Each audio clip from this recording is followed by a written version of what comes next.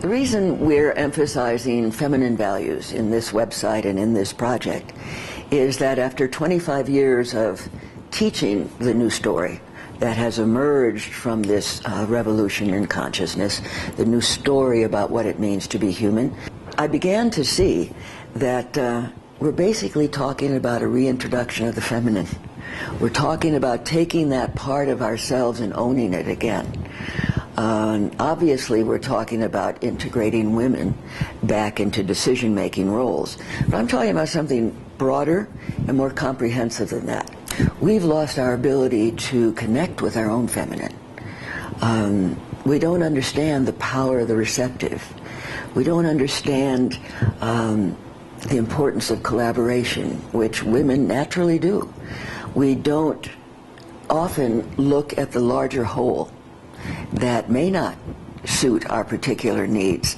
That's something a mother has to learn immediately to do upon having a baby, is to put her needs and perception of what has to happen at this moment and listen to her child's. So women's capacities and also the evolutionary adaptations that have come into female form and our long history of subjugation has given women a unique perspective on what needs to be done now. This isn't just about putting more women in power, though that is an absolute requirement. It isn't sufficient.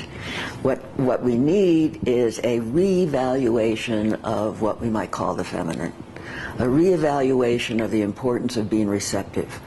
I had a talk with a member of a military staff in Afghanistan and asked why the UN Resolution 1325 wasn't being implemented and more women weren't at the peace table, at the negotiation table.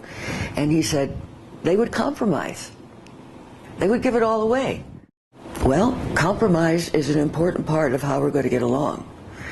I'm not making any particular political suggestion about what we do in Afghanistan or any other country. But if we don't learn to compromise, if we don't learn to listen, and we don't learn to recognize that we can't rule the world, we can't. Look around, we're failing. That if we can't collaborate together, which is an instinct women have. They have to do that in their family life, they have to do that as a mother.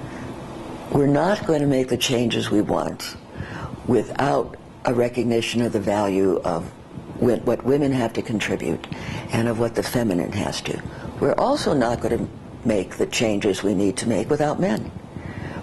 No one's going to do this alone. It has